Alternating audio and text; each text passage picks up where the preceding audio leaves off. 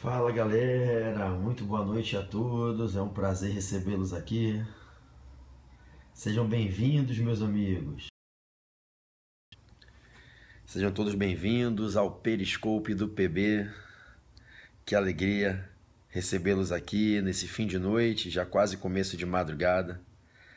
Eu estou aqui em João Pessoa, moçada. Estou aqui no hotel descansando. Hoje foi um aulaço aqui na Unip, auditório lotado, mais de 300 pessoas. E amanhã cedinho, 8 horas da manhã, tem aula o dia inteiro presencial aqui em Jampa.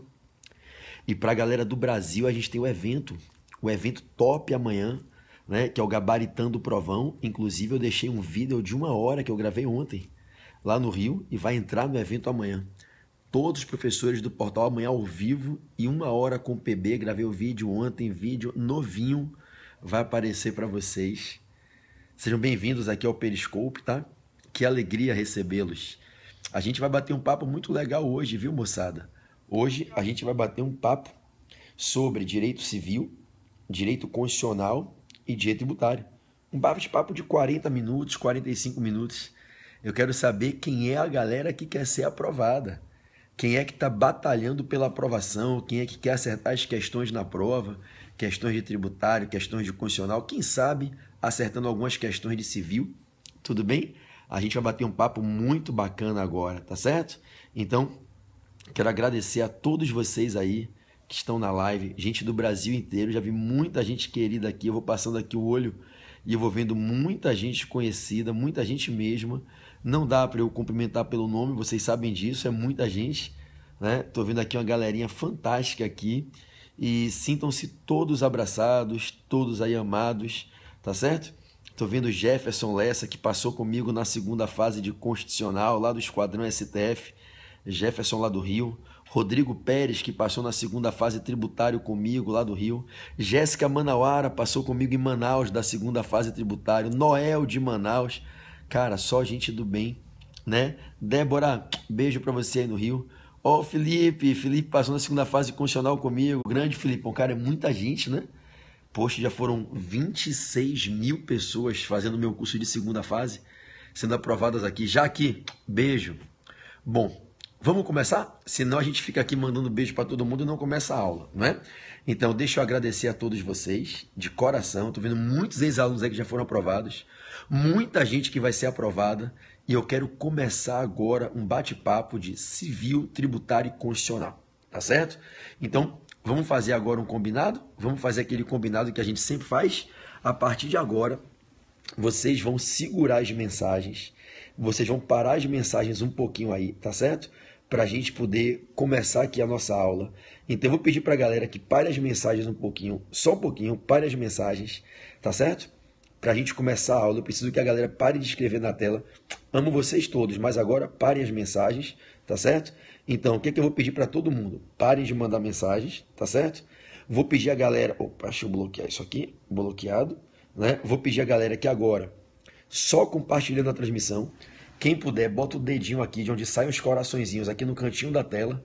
Vamos convidar os seguidores, todo mundo?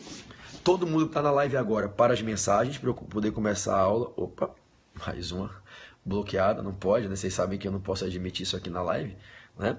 Então, vou pedir a galera que faça, todo mundo aí, convite aos seguidores. Você bota o seu dedinho aqui de onde saem esses coraçõezinhos aqui no contador e compartilha essa transmissão. Vamos acordar a galera concurseira para vir todo mundo estudar, tá certo? Eu vou começar com direito civil e vai ser o nosso tema de número 46. A gente já está no tema 45 e vamos dar uma decolada. Vamos para o tema 46 agora, tudo bem? Anote aí, por favor. Eu quero puxar uma dica de direito de família agora. Tema 46, direito civil, direito de família, causas de extinção do poder familiar. Então, tema 46, causas de extinção do poder familiar. Tudo bem? Então, anotem aí, tema 46, causas de extinção do poder familiar. Direito de família, causas de extinção do poder familiar. Artigo 1635 do Código Civil. Artigo 1635 do Código Civil. Tudo bem? Meus amados, pode ser que a banca elabore um quesito indagando a vocês se vocês sabem quais são as 5 causas que extinguem o poder familiar dos pais sobre os seus filhos menores. Então, a gente tem no Código Civil, no artigo 1635, nos seus 5 incisos, 5 causas de extinção do poder familiar. E quais seriam elas? Vamos lá? A primeira que já pega muita gente de surpresa, a maioridade. E isso, Freire, já antecipou aí o macete, né? A maioridade é a primeira das causas de extinção do poder familiar. Quando os filhos menores se tornam maiores, extingue-se o poder familiar. Também se extingue o poder familiar em razão da adoção. Então, quando certa criança é adotada e ganha pais adotantes, extingue-se o poder familiar dos pais biológicos, não é? Então, a adoção também é uma causa de extinção do poder familiar.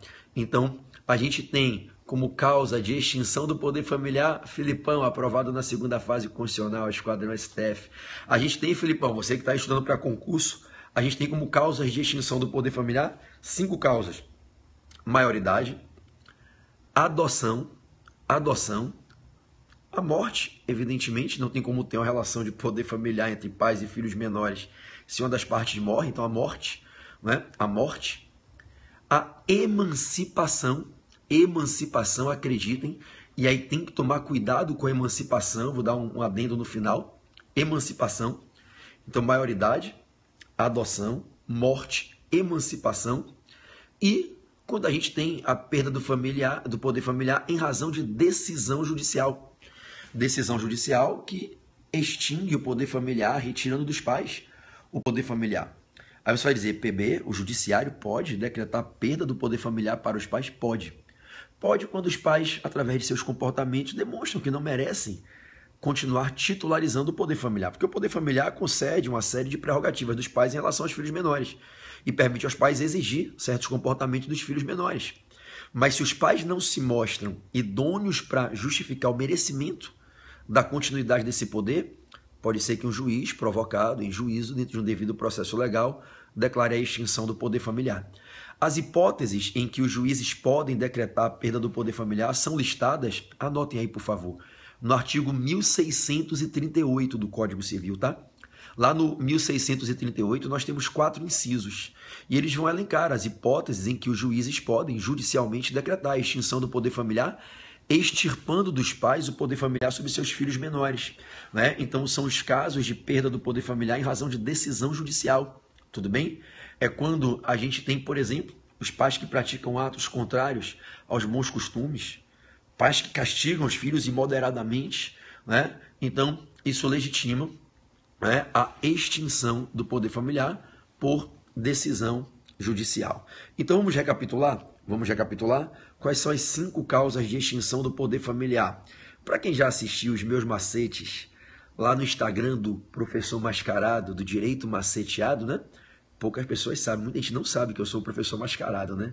Lá do Instagram, Direito Maceteado, Professor Mascarado, adonado, geral aprovado, examinado bolado, né? O personagem do Professor Mascarado, do Direito Maceteado, tem lá o Instagram, @Professor Mascarado, só macete. Só macete. Tem esse macete do Seu Mamed. Lembram daquele aluno que eu tive, Seu Mamed? Mamed. Lembra as 5 letras? Seu Mamed, que não conseguia decorar as causas de extinção do poder familiar. Isso foi um caso real, um aluno meu de faculdade, Seu Mamed. Né? Eu falei, escreva seu nome aí, Seu Mamed. E ele escreveu Mamed. Né? Eu falei, agora leia o seu nome. Você pode até não decorar as 5 causas de extinção do poder familiar, mas seu nome eu tenho certeza que você sabe. Aí ele falou, é verdade, professor, meu nome é Mamed. Eu falei, então escreve teu nome, Mamed. M de maioridade, A de adoção, M de morte, E de emancipação, D de decisões judiciais. Então, é a velha lembrança que eu tenho do meu aluno, Seu Mamed, que não conseguia memorizar as causas de extinção do poder familiar. Na prova, Seu Mamed, M-A-M-E-D, é que vai fazer você lembrar as causas de extinção do poder familiar. Tome cuidado em relação à emancipação. A emancipação, seja ela legal, voluntária ou judicial, a emancipação, né, que é o ED, Mamed, tá? A emancipação, ela é causa de extinção do poder familiar. E aí é uma causa de extinção do poder familiar quando a gente tem ainda o filho menor. É diferente da maioridade. Porque quando a gente fala da maioridade, o poder familiar é um poder que os pais exercem sobre os filhos menores. A partir de quando os filhos ficam maiores, extingue-se o vínculo do poder familiar. Eles ficam maiores de idade e, em regra, com a maioridade, adquirem a capacidade civil plena. Então não tem mais por que falar de poder familiar dos pais sobre o filho, que não é mais um filho menor. Ao ficar maior de idade, ao completar os 18 anos, ele adquire a idade civil plena, a capacidade civil plena, né? Ele não fica mais submetido ao poder familiar dos seus pais. A emancipação, cuidado, a emancipação não é, como muita gente pensa, uma causa de antecipação de maioridade. Não, o menor emancipado continua sendo menor. Se eu emancipo o menor de 16 anos, de 17 anos, pelo casamento, por uma colação de grau em curso superior, se fosse possível, pelo emprego público efetivo, ou o menor que a partir de 16 anos adquiriu economia própria, em razão do trabalho ou da titularidade de estabelecimento, as hipóteses de emancipação legal, lá do artigo 5º, parágrafo único do Código Civil. Preste atenção que eu continuo a ter o menor como menor. O menor emancipado não vira maior de idade, ele não tem 18 anos. Ele continua menor de idade. Então, a gente fala de um menor que foi emancipado ou por emancipação legal, ou por emancipação voluntária concedida pelos pais, ou por emancipação judicial, o caso, por exemplo, de um menor tutelado que foi emancipado judicialmente. E esse menor emancipado, ele continua sendo menor, mas em razão da emancipação, ele se torna plenamente capaz. Ele adquire os efeitos similares ao que se adquiria com a maioridade, a capacidade civil plena, mas ele continua menor. Não obstante ele continue menor, os pais não têm mais sobre esse menor poder familiar. Os pais não têm mais poder familiar sobre o menor emancipado, porque a emancipação, ao desferir ao menor a capacidade civil plena, retira dos pais o poder familiar. Por que eu vou considerar que pai e mãe têm poder familiar sobre o menor que já é plenamente capaz? Entenderam? Então a gente tem da prova uma situação que cai envolvendo a emancipação. Fica esperto que na emancipação o menor continua menor, o menor não fica maior de idade, ele é um menor civilmente capaz. Lembre, emancipação não é antecipação de maioridade, emancipação é apenas a antecipação da capacidade de fato para aquele menor que tinha a capacidade de direito, mas não tinha capacidade de fato. E com emancipação a gente concede a ele a capacidade de fato, e ele que continua menor passa a ser um menor capaz, e ele passa a ter a soma da capacidade de direito que já possuía, com a capacidade de fato que ele adquire pela emancipação, ele passa a ter a capacidade civil plena, e ele continua menor, mas ele se torna o menor capaz. O menor emancipado é o menor plenamente capaz, mas é menor. Não obstante menor, seus pais não mais possuem poder familiar sobre ele, tudo bem? Então não esquece disso na prova. A emancipação é causa de extinção do poder familiar. Você vai encontrar isso no artigo 1635 do Código Civil. Tudo bem? Bom, eu vou para uma segunda dica de Código de Direito Civil. Vamos para uma segunda dica de Direito Civil aqui nessa revisão dessa noite. Então vamos ao tema 47. O tema 46 foi Direito de Família, causas de extinção do poder familiar. Valeu, tá? Valeu, Técio. Obrigado pelo carinho, Gui. Valeu, Guilhermão. Tamo junto. Né? Então, causas de extinção do poder familiar foi esse tema. Tema 46. Vamos ao tema 47. Anote aí. Direito das sucessões. Então, vamos continuar com o direito civil. Direito das sucessões. Quero pegar uma dica aqui com vocês em direito das sucessões, ok? Direito das sucessões. Renúncia e aceitação de herança. Um tema que cai sempre em prova. Renúncia e aceitação de herança. Ok? Renúncia e aceitação de herança. Deixa eu tentar puxar de uma maneira extremamente objetiva, gente, algumas lembranças rápidas que são importantes para vocês sobre esse tema 47 aqui, do direito civil, direito das sucessões, renúncia e aceitação de herança. Um tema que a banca adora perguntar. Bom, vamos lá. Quando o decujus falece e deixa a herança, em regra ali para os herdeiros necessários, deixa a legítima para os seus herdeiros necessários, nenhum herdeiro é obrigado a aceitar. Não obstante, eu tenho o legítimo direito de aceitar, inclusive posso aceitar tacitamente, pelo silêncio, se é uma manifestação expressa de vontade, por comportamentos inequívocos que me confirmam na qualidade de quem herdou, eu tenho o direito de não aceitar, eu tenho o direito de renunciar. Imaginem vocês, só a título de exemplo, que determinada pessoa toma ciência de que faleceu seu pai, mas essa pessoa não tem nenhum vínculo, nem de convivência, nem afetivo, pelo contrário, Um pai que eventualmente maltratou quando era criança, que esculachou a mãe dessa pessoa, né? E aí o filho conseguiu vencer na vida de uma maneira honesta, estudando, trabalhando, construiu seu patrimônio, está bem sucedido. Eu ouvi dizer que o pai morreu. Ninguém pode obrigar esse menor, ou menor não, pode ser maior esse filho, esse herdeiro, a aceitar a herança do pai. Imagine que você que está me assistindo, você fala assim, professor, eu sou uma moça, fui molestada sexualmente por meu pai na infância. Meu pai nunca me ajudou, meu pai batia na minha mãe. Meu pai sempre foi um cara metido com coisa errada. Eu até desconfio da origem ser ilícita do patrimônio dele. E eu trabalhei de forma honesta, quem me criou foi minha mãe, eventualmente um padrasto. E meu pai morreu e deixou uma herança aí. Eu não quero para mim. Gente, é um direito dessa pessoa. É o livre-arbítrio renunciar à herança. Ninguém é obrigado. Ah, professor, não pode dispor. Pode. Pode dispor sim, porque são direitos patrimoniais. O que a gente não pode dispor é do rol de direitos existenciais, os direitos imateriais, os direitos da personalidade, os direitos ligados à nossa dignidade da pessoa humana, ao mínimo essencial. Esses sim são irrenunciáveis. Direitos da personalidade são irrenunciáveis. Direitos patrimoniais não. Direitos patrimoniais são direitos disponíveis. Ninguém é obrigado a receber, a aceitar o que vem de outrem, especialmente se for alguém que deixou na qualidade de genitor, deixou para você por herança, o de cujos, tudo bem?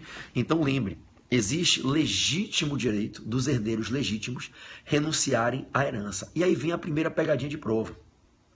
A renúncia não se presume que há o direito a, mas há uma maneira correta para se exercer esse direito.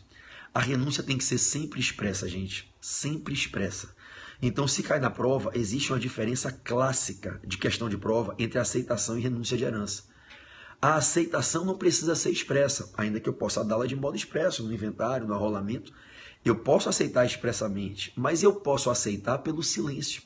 A aceitação pode ser expressa ou tácita, e eu aceito tacitamente quando eu pratico comportamentos que evidenciam uma conduta inequívoca de quem está agindo como herdeiro, que confirmou a herança.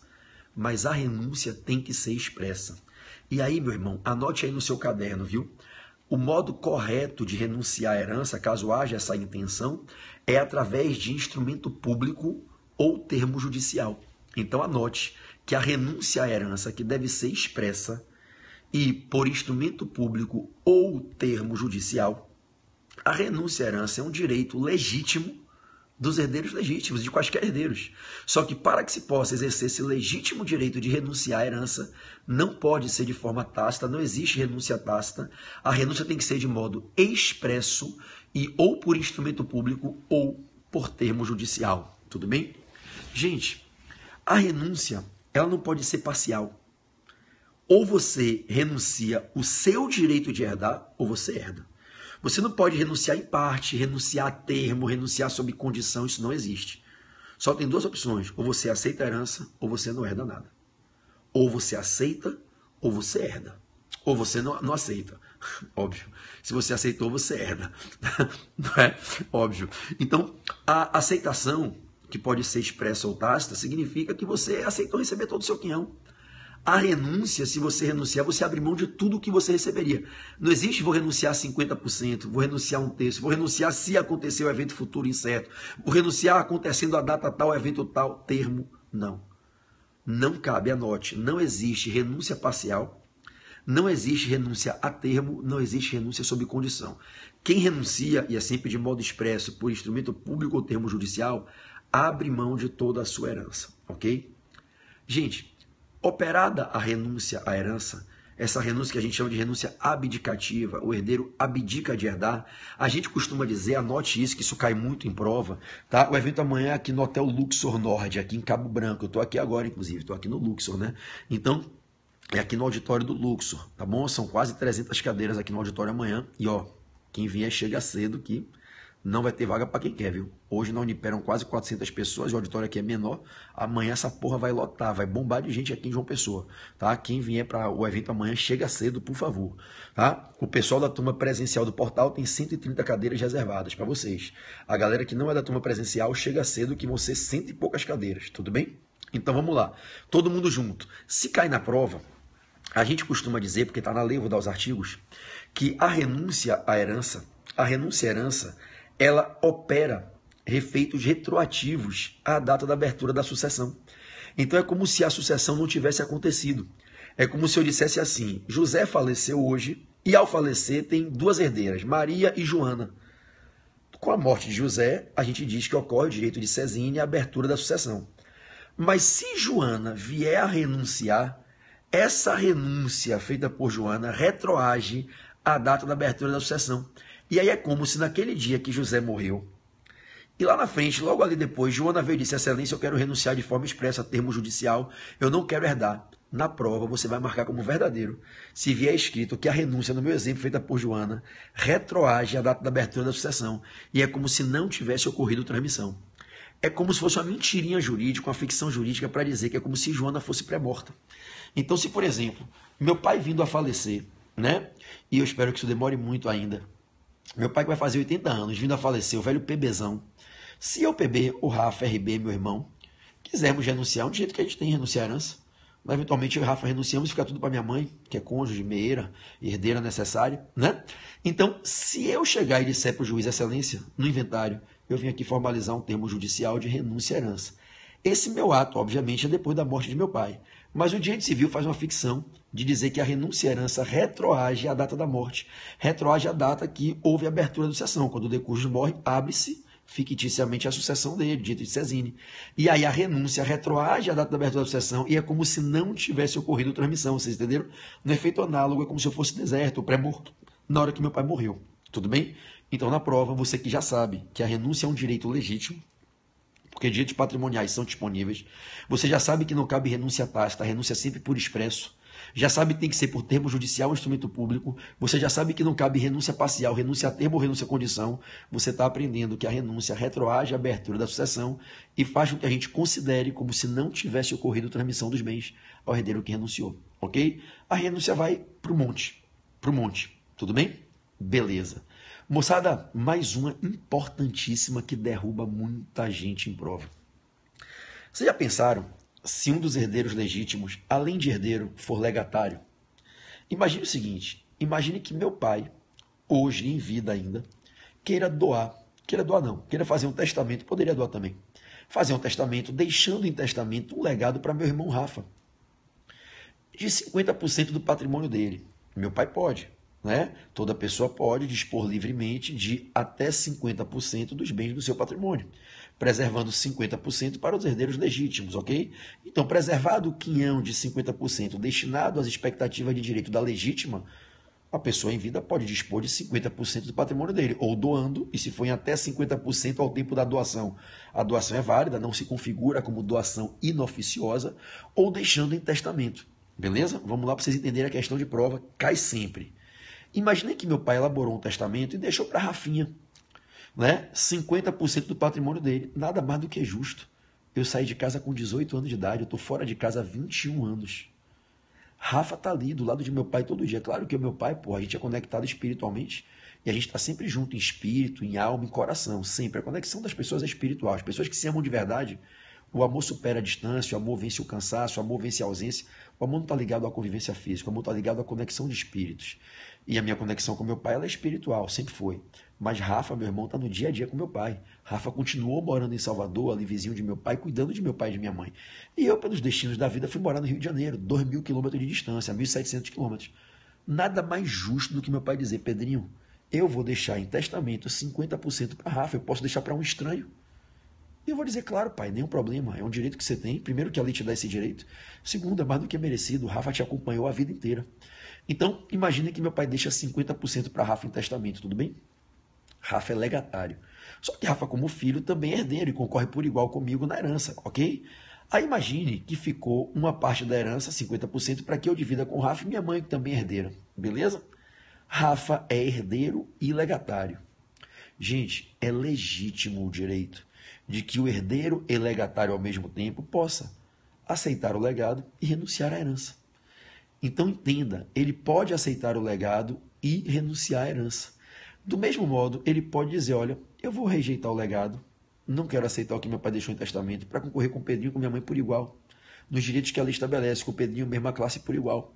Então, é legítimo, pode marcar verdadeiro na prova, que se determinada pessoa é ao mesmo tempo herdeiro e legatário do decujus, ou seja, o decujus, na disposição de última vontade, no negócio jurídico unilateral de testamento, instituir um legado para um herdeiro, vai ser beneficiado duas vezes, na herança e no legado, na sucessão legítima e na testamentária.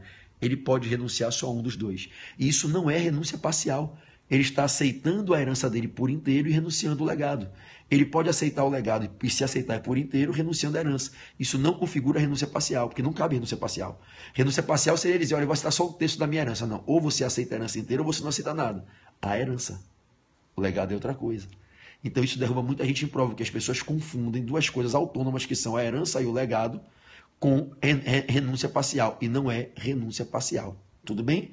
Então pode sim, Nanda, pode sim. Agora deixa as perguntas para o final. Não pergunta nada durante a live não, tá? Vocês sabem que eu não respondo nada durante a live para não atrapalhar. Imagine se cada um fazer uma pergunta individual, destrói a transmissão. Né? Então ninguém pergunta nada durante a live, tá certo? Qualquer dúvida, deixa para o final. Se ficar com dúvida e não puder responder aqui, me manda no Instagram. Aproveitem aí, quem quiser tirar dúvida, eu sempre respondo, eu tiro um tempinho e respondo várias. Não consigo responder todas porque é muita gente. Vocês veem a quantidade de pessoas que assistem as lives aqui. Né? Quando você chega lá para ver depois quem assistiu ao vivo em reprise, mais de 2.000 pessoas. Mas quem quiser tirar dúvida, eu consigo responder muitas pelo meu Instagram. Manda inbox no Instagram que eu tento responder. Tá? Para quem não segue ainda, meu Instagram é Pedro Barreto, Portal F3.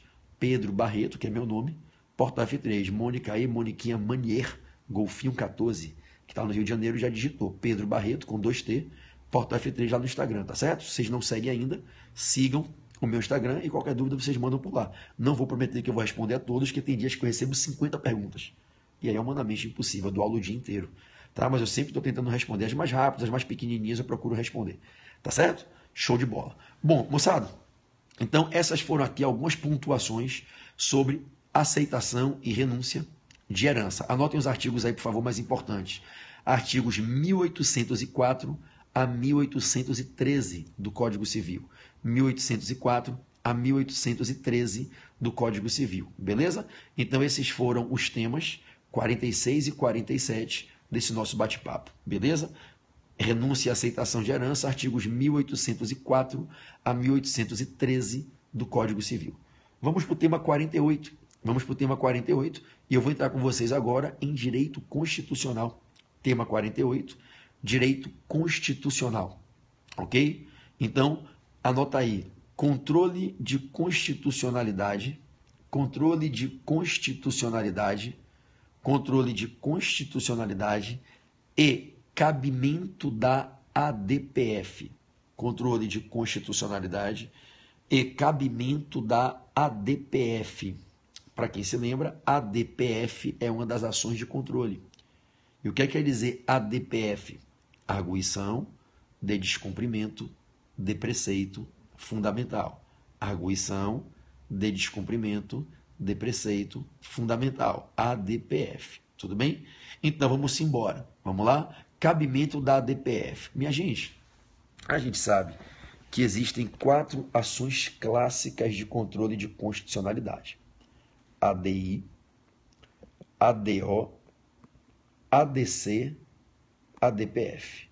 E Priscilinha 007 mandou um super heart, apareceu agora. Quando você entra no super heart, aparece sua foto aqui para mim, eu tô vendo sua foto e seu coração marrom aí bombando. Esse coração marrom é você, né, Priscila?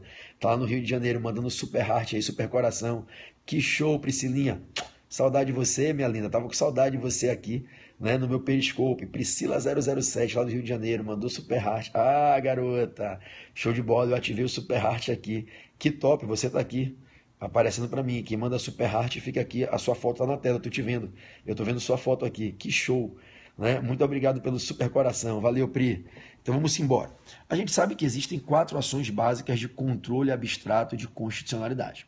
ADI, ADO, ADC e ADPF, correto? ADI, ação direta de inconstitucionalidade.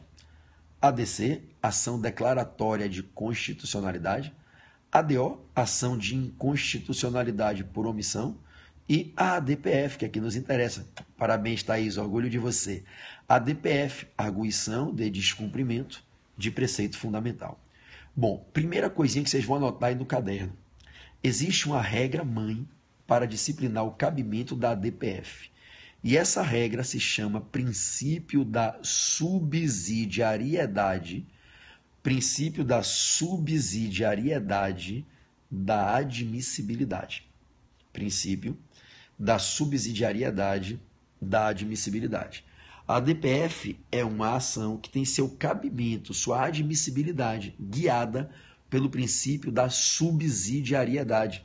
Esse princípio da subsidiariedade, inclusive, é previsto expressamente na lei que rege a ADPF, na Lei 9882, Lei 9882 de 98. Ok? Então, anote aí o princípio da subsidiariedade previsto expressamente na Lei 9882, que é a lei que rege a ADPF, ok? Preste atenção, moçada. A banca pode perguntar a vocês o que é esse princípio da subsidiariedade, porque é ele que orienta o cabimento da arguição de descumprimento de preceito fundamental. Gente, só cabe a ADPF quando não cabem as demais ações de controle.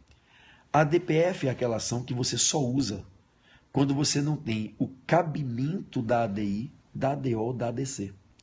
Para você saber o cabimento da ADPF, você tem que conhecer o cabimento das outras ações. Porque se eu tiver um caso em que eu posso provocar o controle abstrato no Supremo através do manejo de uma ADI, não cabe a ADPF. Se eu tenho uma hipótese em que eu posso levar o feito ao controle abstrato do STF em sede de ADC, não cabe a ADPF. Se eu estiver questionando uma omissão inconstitucional através do processo objetivo, né, da via do controle abstrato, a medida judicial objetiva, na ADO, não cabe a ADPF. A ADPF não é substitutiva de ADO. Eu não uso a ADPF para pedir que se reconheça que certa omissão normativa ou administrativa que está impossibilitando a aplicação de uma norma constitucional de eficácia limitada, eu não posso usar a ADPF para questionar em abstrato no Supremo, dizendo que isso é inconstitucional. Para buscar as declarações de inconstitucionalidade por omissão, eu tenho a ADO. E se eu tenho a ADO, não cabe a ADPF. A ADPF ela é utilizada nas hipóteses em que eu busco o mesmo fim que eu buscaria pela ADI ou pela ADC, mas esbarro nas limitações do cabimento da ADI e da ADC. E aí, quando não cabe a ADI ou não cabe a ADC e eu quero esses mesmos fins, uma declaração de inconstitucionalidade, uma declaração de constitucionalidade, eu vou pela via da ADPF. Então, a ADPF ela é uma ação de controle abstrato que só se torna cabível quando não é viável o uso da ADI e da ADC. E não é viável porque existe uma limitação quanto ao objeto da ADI e da ADC. Então, se a gente quer aprender, a gente vai bater um papo rápido aqui sobre isso. Quando cabe a ADPF, a gente primeiro tem que entender quando cabe a ADI e quando não cabe a ADI. Quando cabe a ADC e quando não cabe a ADC. Aí, nessas situações, constatando-se aonde não cabe a ADI, aonde não cabe a ADC, passa a ser cabível a ADPF. Se a gente usa a ADPF para buscar o mesmo fim que a gente buscaria com a ADI, pedir que o Supremo reconheça, né, que é inconstitucional, invalidar certo ato do poder público por incompatibilidade com a Constituição, mas não seria atacável por ADI esse ato, porque ele fica fora do objeto da ADI, a gente fala que a gente faz uma ADPF substitutiva de ADI. Já quando a gente usa a ADPF, né, para pedir uma declaração de constitucionalidade de uma lei estadual, por exemplo, que não cabe no objeto da ADC, a gente fala da ADPF substitutiva de ADC. Então, a ADPF ela vem para fazer, às vezes, de uma ADI ou de uma ADC, quando não cabe ADI, quando não cabe ADC. Então, o cabimento da ADI e da ADC tem limite. Se eu extrapolo esses limites, eu não posso usar ADI e ADC. Aí eu posso usar quem? A ADPF. A ADPF substitutiva de ADI, a ADPF substitutiva de ADC. Tudo bem? Deixa eu dar os principais casos que caem em prova para vocês lembrarem, tá certo? Existem 3 casos muito comuns de cabimento da ADPF substitutiva de ADI. Existem 3 casos muito comuns que a gente usa a ADPF porque não cabe a ADI. Primeiro caso, vamos lá? Quando a gente tem uma lei municipal, incompatível com a Constituição da República. Uma lei municipal incompatível com a Constituição da República. Se eu tenho uma lei municipal que está ferindo a Constituição da República e eu gostaria, sendo eu um dos legitimados ao ajuizamento de ações de controle, né? Claro, um dos legitimados do artigo 103 da Constituição, aqueles que podem ajuizar ação de controle.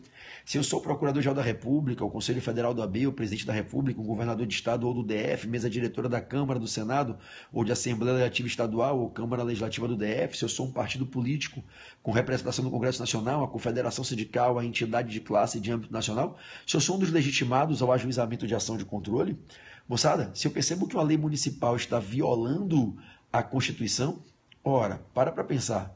Eu poderia ajuizar uma ADI para pedir no controle abstrato que se declarasse a inconstitucionalidade dessa lei municipal, numa declaração com efeitos erga omnes, vinculante, ex tunc? Não. Não por quê? Porque não cabe ADI em face de lei municipal. Lei municipal fica fora do campo do cabimento da ADI. A ADI é uma ação que só permite questionar no Supremo a suposta inconstitucionalidade de lei ou ato normativo com força de lei federal, estadual e do Distrito Federal em matéria estadual. Não cabe ADI em face de matéria municipal. Então, a lei municipal não pode ser atacada por ADI. Como não pode ser atacada por ADI? Se algum dos legitimados ao ajuizamento das ações de controle, ADI, ADO, ADC, ADPF, entender que essa lei municipal fere a Constituição e que ela merece ser afastada num controle abstrato de constitucionalidade, o legitimado pode ajuizar a ação, mas não é a ADI, é a ADPF. É a ADPF, tudo bem? Então, o primeiro caso de cabimento comum da ADPF é quando se quer questionar, no âmbito do controle abstrato, uma inconstitucionalidade de uma lei municipal, tudo bem? Segundo caso comum para o cabimento de ADPF substitutiva de ADI. Não cabe ADI, mas vai caber ADPF. Segundo caso comum para o questionamento de algo por ADPF, porque não cabe ADI. Vamos nessa? Preste atenção, meus amigos. Bom, galerinha, a gente pode falar de leis anteriores a 1988. Leis anteriores a 1988. Leis anteriores a 1988. Através da ADI, eu não posso questionar o Código Tributário Nacional, que é de 1966. Não cabe uma ADI em face do CTN. Não cabe uma ADI em face da Lei de Ação Civil Pública, que é de 1987. Não cabe uma ADI em face do Código Penal, de 1940. Não cabe uma ADI em face da Lei de Execuções Fiscais, de 1980. Não cabe uma ADI em face da lei que regula o Estatuto da Terra, a Lei 4504 de 64. A ADI, ela só pode questionar leis que vieram após a Constituição de 88. Então, eu não posso questionar leis anteriores a 88 dizendo que uma lei anterior a 88 fere a Constituição de 88. Gente, como é que uma lei feita em 1966, CTN, poderia, em 1966, estar violando uma Constituição que não existia naquele tempo? Como é que eu vou dizer que uma lei nasceu em 1987, a Lei de Ação Civil Pública, estaria violando uma Constituição que ainda não tinha sido escrita? É impossível. Uma lei, ela tem que ser analisada se ela é constitucional ou inconstitucional com base na Constituição vigente no seu tempo de nascença. Então, eu não posso, através de ADI, atacar leis anteriores a 88. É o que a gente chama de direito pré-constitucional. Um direito pré-constitucional. Então, não cabe ADI para discutir o direito pré-constitucional. Então, esse é o segundo caso muito comum em prova, em que se discute o cabimento de ADI, o cabimento de ADPF, o cabimento de ADPF com base no princípio da subsidiariedade. Como não cabe ADI em face de leis anteriores a 88, o que vai caber é a ADPF, tudo bem? Então, eu estou te dando dois casos, vou com mais alguns, de cabimento da ADPF por não caber ADI. Dois casos de ADPF substitutiva de ADI. Leis, ok? Anteriores a 88 e leis municipais. Agora vem o terceiro caso, que é ninja. Esse é só para a galera faixa preta. Vamos lá. Leis federais ou estaduais, ou do Distrito Federal em matéria estadual, posteriores a 88, mas anteriores a um parâmetro de controle de constitucionalidade criado por emenda. Meu irmão, eu vou repetir, você presta atenção, porque essa aqui é para a galera black belt do direito constitucional, viu? Para a galera tropa de elite do controle de constitucionalidade, só para quem sabe de verdade o controle, viu? Preste atenção. Se couber ADI, não cabe a DPF. Só cabe a DPF naquela órbita em que a ADI não chega. Cuidado, porque a ADI ela cabe para atacar leis federais ou atos normativos com força de lei ou a medida provisória federais, leis ou atos normativos com força de lei estaduais, do Distrito Federal em matéria estadual, posteriores a 88. Mas preste atenção, não é qualquer lei posterior a 88. Não, professor, eu aprendi a vida inteira que se for uma lei federal posterior a 88, é sempre ADI. Nananina, não. Sim, professor, eu aprendi que a DPF para a lei anterior a 88, ADI para a lei posterior a 88. Nananina, não. Anterior a 88, sempre a DPF. Bota isso como premissa. A ADI não ataca a lei anterior a 88. Ponto. A Constituição de 88. Só que as leis posteriores a 88 tem que ter muito cuidado, que é aí que a banca derruba o candidato. Em tese, e em regra, eu diria, as leis federais, leis estaduais e leis do Distrito Federal em matéria estadual posteriores a 88, em regra, se eu quero questioná-las como incompatíveis com a Constituição no controle abstrato, em regra é ADI. Mas tem um caso, que não é ADI, é a DPF. Eu digo isso muito nas aulas da segunda fase de constitucional e de tributário, porque se cai uma porra dessa, nego erra a peça. Quem tiver de bobeira, erra a peça. Seguinte, se eu tenho uma lei federal editada em 1990, essa lei é anterior ou posterior a 88? Posterior a 88. É uma lei federal. Em tese, caberia ADI, correto? Depende. Caberia ADI se eu quisesse questionar que essa lei de 90 viola um dispositivo da Constituição de 88, escrito na Constituição de 88, antes dessa lei de 90. Por exemplo, uma norma originária, que veio com a Assembleia Constituinte. Mas se, por exemplo, essa lei que nasceu em 1990 e nasceu compatível com o texto que estava na Constituição ao seu tempo, nasceu compatível com o texto originário da Constituinte de 88, se essa lei se torna supervenientemente incompatível com um dispositivo novo colocado por uma emenda constitucional superveniente na Constituição, essa lei nasceu antes do parâmetro de controle de constitucionalidade. Eu não posso dizer que a lei de 1990 é inconstitucional face a um dispositivo criado na Constituição pela emenda 45 de 2004, 14 anos depois. Eu não posso usar uma ADI para questionar essa lei federal. Não obstante seja uma lei federal e seja posterior a 88, ela é anterior ao parâmetro de controle de constitucionalidade. Então não cabe ADI, é a DPF. Percebam nesse exemplo que é uma lei federal posterior a 88, mas como eu quero confrontá-la com a norma constitucional que nasceu na Constituição por emenda, supervenientemente ao nascimento dessa lei, eu não posso usar a ADI. Gente, eu só posso usar a ADI para dizer que uma lei é inconstitucional quando essa lei nasceu depois da Constituição, ou melhor, depois do dispositivo constitucional que eu vou apontar como parâmetro do controle. Deixa eu simular um exemplo bem bobinho aqui para vocês, tá? Bem bobinho. Imaginem que em 2002, o Congresso Nacional tivesse aprovado uma lei ordinária qualquer, dizendo que é proibido o feitio de súmulas vinculantes no Brasil.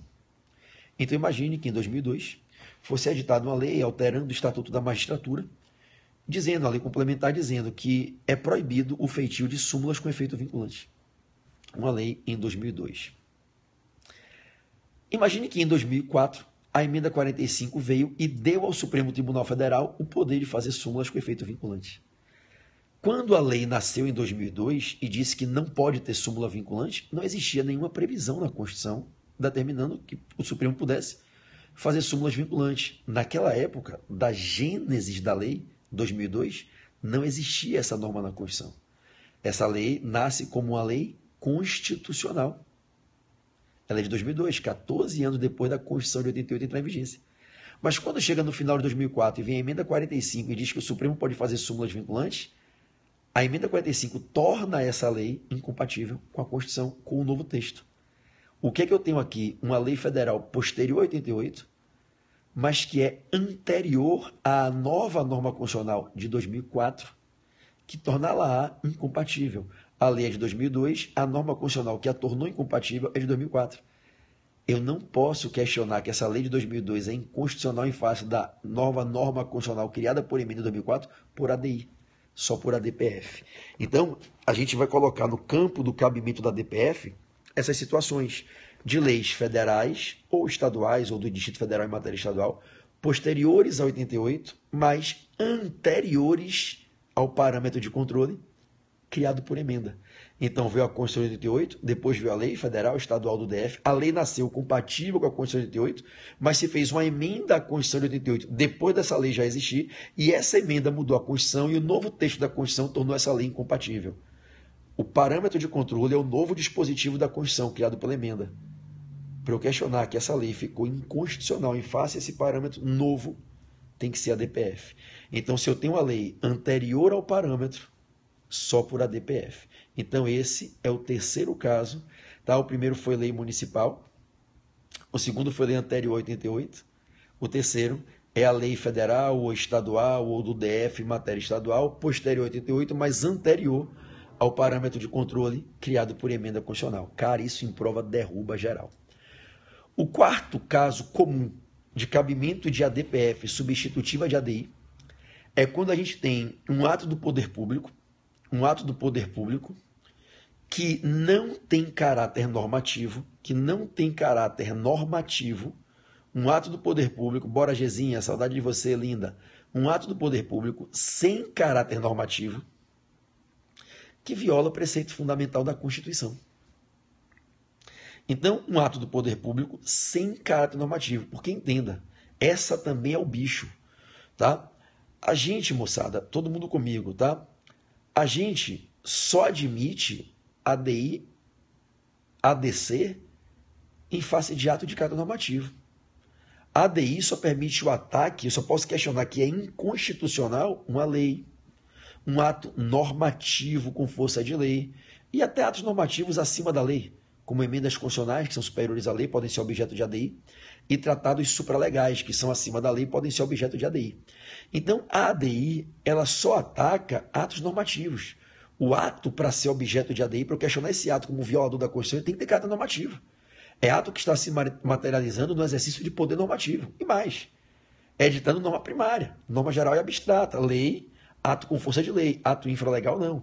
Eu só posso, através de uma ADI, pedir que o Supremo declare a inconstitucionalidade de ato normativo e que veicula norma primária, norma geral e abstrata, norma primária. Né? Eu não posso atacar por ADI uma circular infralegal, uma portaria infralegal, aí é controle de legalidade, não de constitucionalidade. Não é ofensa direta à Constituição, correto? Então, a gente diz que a ADI ela só pode questionar no âmbito do controle abstrato de constitucionalidade atos de caráter normativo. Então, leis, atos de caráter normativo com força de lei e até mesmo, na ADI, atos com caráter normativo superior às leis, como é o caso das emendas constitucionais e dos tratados supralegais, ok? Então, observe que não cabe ADI em face de ato, né, que não tem caráter normativo. Cabe a DPF.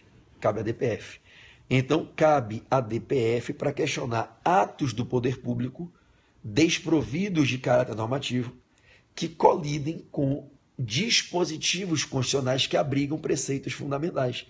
Então, se a administração pratica determinado comportamento, determinado ato, se qualquer um dos três poderes pratica determinado ato, e eu entendo que esse ato viola norma constitucional abrigada em certo dispositivo que contém um preceito fundamental. Apesar da indeterminabilidade do conceito de preceito fundamental, né? É um conceito tanto quanto vago, a gente vai na linha dos precedentes históricos da jurisprudência do Supremo para tentar encontrar o caminho do que é preceito fundamental, né? As normas que estabelecem organização central do Estado, organização dos poderes, declaração e proteção a direitos fundamentais, garantias constitucionais são preceitos fundamentais. Né? Se eu tenho um ato do poder público sem caráter normativo, esse ato viola preceito fundamental constitucional, cabe à DPF. Por exemplo, vou te dar um exemplo clássico que está caindo muito em prova por conta do que a gente viveu no Brasil ano passado. Quem se lembra do episódio em que a Dilma, ainda presidente, tentou nomear um membro do Ministério Público como ministro da Justiça? Vocês se lembram? A Dilma quis que um membro do MP pudesse ser ministro da Justiça. E a gente sabe que isso é flagrantemente incompatível com a Constituição, acumulação de cargos. Se fosse um cargo de professor, na docência, tudo bem, mas Porra, o cara vai virar ministro da Justiça, vai entrar no cenário político, o membro do MP vai ficar subordinado hierarquicamente ao presidente da República. Eu vou botar o MP subordinado ao Poder Executivo? Não pode, vocês se lembram? Qual foi a via que levou o case ao Supremo para o Supremo dizer que não podia e declarar a inconstitucionalidade daquela nomeação à DPF? E o ato de nomeação de ministro é um ato de efeito concreto, é um ato administrativo. É um ato administrativo de efeito concreto. Não é um ato com caráter geral e abstrato, norma geral e abstrata para sujeitos indeterminados. Perceberam? Então, é um caso clássico de ato sem caráter normativo atacável por ADPF. O que são esses atos sem caráter normativo? Moçada, tem vários exemplos e tem aí pontos de divergência da doutrina. O Técio colocou aí a questão de súmula vinculante, a doutrina é bem dividida quanto a isso, se caberia ou não a DPF em face de súmula vinculante. Muita gente defende que cabe, Técio, por entender que não é necessário ter caráter normativo no ato. Então, aquele ato do STF enunciando o entendimento que tem efeito vinculante, se fosse feita sem o quórum de 2/3, sem que eu tivesse precedentes reiterados em questão controvertida constitucional, entendeu? Então, a gente poderia ter ali, para a parte da doutrina, a ADPF atacando súmula vinculante por uma violação às regras de legalidade, de tramitação do procedimento de feitio de uma súmula vinculante. O artigo 103, digituado da Constituição, estabelece limite para o feitio de súmula vinculante. Se a súmula vinculante é construída com violação a esses limites, haveria a priori uma afronta à Constituição. Por isso, algumas pessoas defendem, não é unânime na doutrina, tá? Saiba que tem dois entendimentos, tá? Que caberia para alguns a DPF em face de súmula vinculante. É o mesmo caso do veto e a rejeição ao veto. O presidente vetou um projeto de lei, o Congresso rejeitou o veto presidencial, caberia a DPF em razão de um veto? Caberia a DPF em razão de uma rejeição de veto? Entendeu? Tem gente na doutrina que defende que cabe, né? Então, você tem que ter essa maturidade. E na prova? Na prova não tem na prova, porra, na prova. Na prova é questão controvertida. Isso vai cair na prova discursiva, na prova oral. E se cair na prova de marcar, reza para Deus.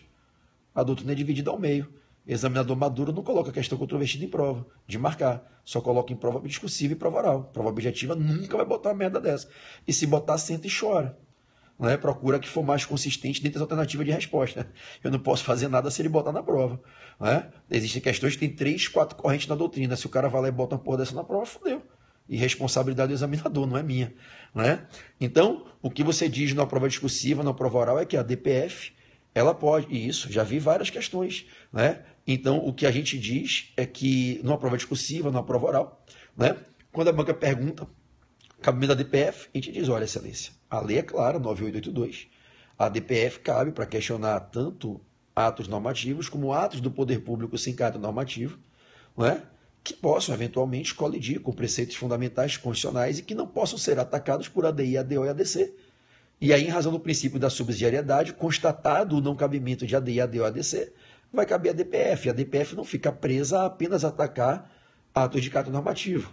Um ato sem caráter normativo que se configure como um ato do poder público que viole o preceito fundamental constitucional pode ser atacável por ADPF. Agora, discutir o que é o ato do poder público sem caráter normativo, que entra na esfera de se enquadrar como objeto, é bem abstrato, é bem vago. E aí o que a gente tem são os precedentes da jurisprudência do Supremo, e é com base nesses precedentes que a gente vai construindo o nosso aprendizado. Fora do que a gente tem, fora do que a gente tem na linha dos precedentes do Supremo, é palpite. Aí cada doutrinador é livre para dar sua opinião. Quantas vezes a gente estudando direito tributário, direito constitucional, direito administrativo, processo civil, a gente abre 3, 4 manuais e o mesmo tema, cada manual fala uma coisa diferente. Normal. O doutrinador está exercendo a liberdade dele de expressão e está doutrinando conforme o entendimento dele. Tudo bem? É isso. Então eu listei aqui com vocês alguns casos clássicos, ok, de cabimento de ADPF. É óbvio que não dá para, numa revisão dessa aqui, meia-noite e meia, quase 1h da manhã, a gente ficar dando uma aula completa de ADPF, né, moçada? Vocês sabem que, se vocês quiserem, vocês podem assistir o meu curso com as ações de controle no Portal F3. Meus cursos de constitucional são completos, tem lá 200 horas de aula de constitucional. O pessoal aí que fez comigo segunda fase do AB em constitucional, em tributário, pegou aí quase 20 horas de ação de controle. O pessoal que fez o coaching, exame de ordem, pegou pelo menos 5, 6 aulas de ação de controle. Não é isso? Então, tranquilaço. Professor, você é professor para concurso público? Cara, eu dou aula de direito constitucional, direito tributário, eu dou aula há 17 anos. treino candidatos que querem fazer qualquer tipo de prova, de prova para estagiário da faculdade a pós-doutorado. Né? O direito constitucional é um só, o direito tributário é um só, beleza? O que você quiser, se eu puder te ajudar, humildemente eu vou estar aqui. Né? Eu dou aula há 17 anos em cursos preparatórios e fui fundador, sócio de alguns dos maiores cursos do Brasil. Né? Fui coordenador de alguns dos maiores cursos do Brasil. O maior curso de Minas Gerais, o Supremo Concurso, meu amigo Bruninho Zampieta lá, eu fui fundador, fui sócio fundador. Antes dele, o maior curso de Minas Gerais, que foi o Pretório. Eu fui sócio do Pretório, eu, Rogério Greco, Nelson Rosenwald, isso há mais de 10 anos atrás, entre 2004 e 2007. Existe no Rio um curso muito grande, foi o maior curso do Rio, hoje o portal já está maior, mas foi o maior curso do Rio, o curso Fórum, eu fui fundador do curso Fórum. Durante 10 anos fui sócio fundador, diretor do curso Fórum, vendi o curso Fórum. Em 2012 para o Grupo Gen, que comprou a Atlas, comprou a Forense, comprou o Fórum, comprou a Método. Né? Fui fundador do Centro de Estudo Jurídico de Salvador, o CEJUS, né? Que era o maior curso de Salvador. Eu vendi para o meu amigo José Aras, que transformou em CEJAS. Né? Participei de tantos cursos grandes que vocês conhecem. Participei com o Renato lá do SERS durante muito tempo, 2008, 2009, 2010, no nascimento do curso. Participei do IELF antes de virar LFG, participei do DIEX, do CEP, que era o maior curso de Vitória. Então, escola de magistratura, escola de MP, defensoria, fui professor titular de várias turmas. Hoje, eu dou aula exclusivamente no meu curso, Portal F3. Né? E eu gravo módulos completos, módulos resumidos, para cada um se servir ao seu gosto, ad gustum, como a gente diz no direito, não é isso? Então, quem quiser fazer um módulo mais superficial, pega um módulo superficial. Quem quiser fazer um módulo mais aprofundado, pega um módulo aprofundado. Quem quiser fazer um módulo só para polícia, pega um módulo para polícia. Quem quiser fazer um módulo para B, pega para B. Quem quiser fazer um módulo para procuradoria super verticalizado, pega lá. Tamo junto? Eu estudo, cara, ensino direito constitucional há 17 anos. Direito tributário há 17 anos. Então chega uma hora que o conteúdo acadêmico, você adquire um domínio, que aí é só questão de didática, de habilidade para transferir conhecimento, de ferramentas que a gente vai aprendendo no sistema neurológico de cognição e internalização de informação para ajudar vocês a aprenderem.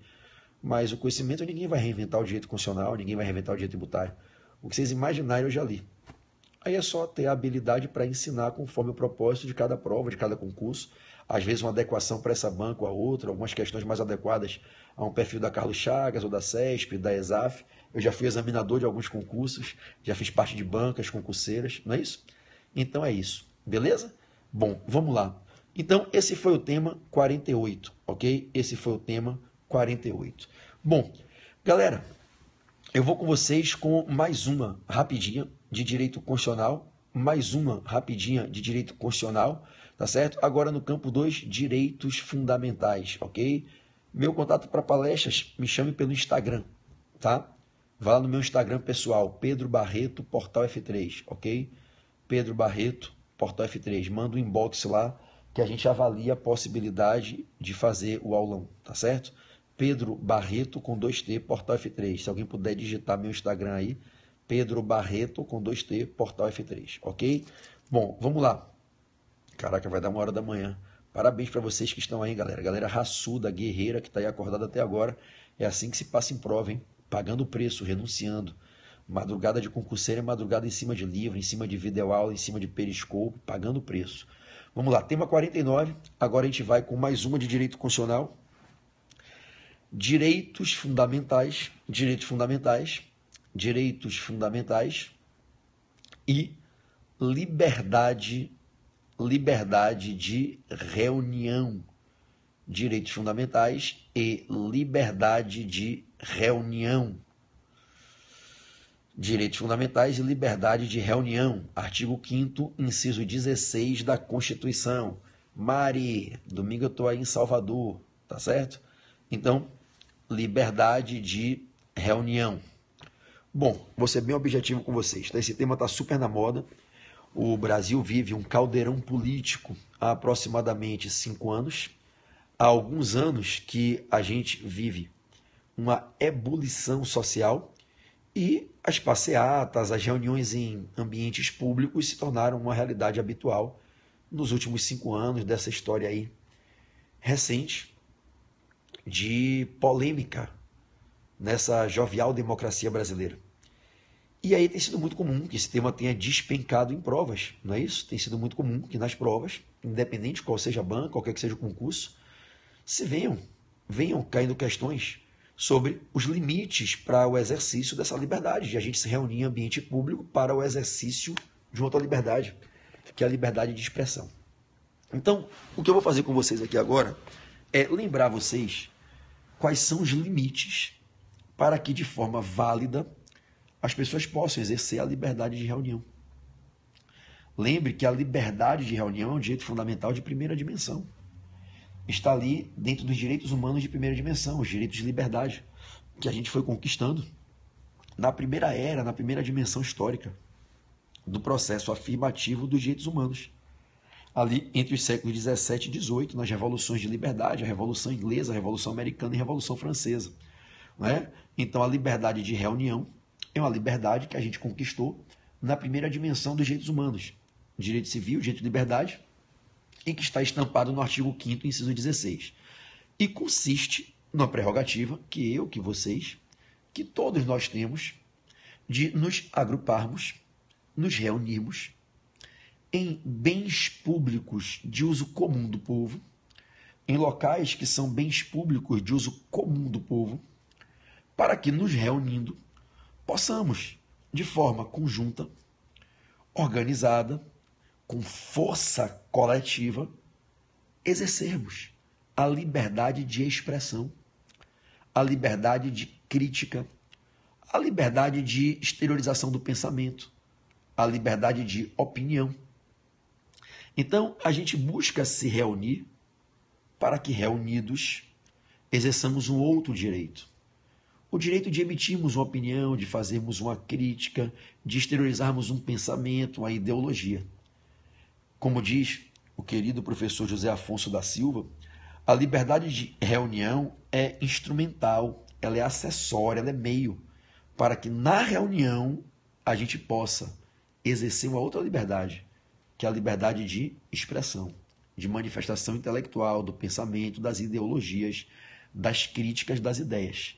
Então, a liberdade de reunião é um direito fundamental assegurado para viabilizar exercícios de outros direitos fundamentais, outras liberdades, que eu poderia resumi-las na expressão mais ampla, liberdade de expressão. Ok? Na liberdade de me expressar, eu posso manifestar críticas, ideologias, né? Pensamentos, expor o que eu guardo na minha mente, no meu intelecto.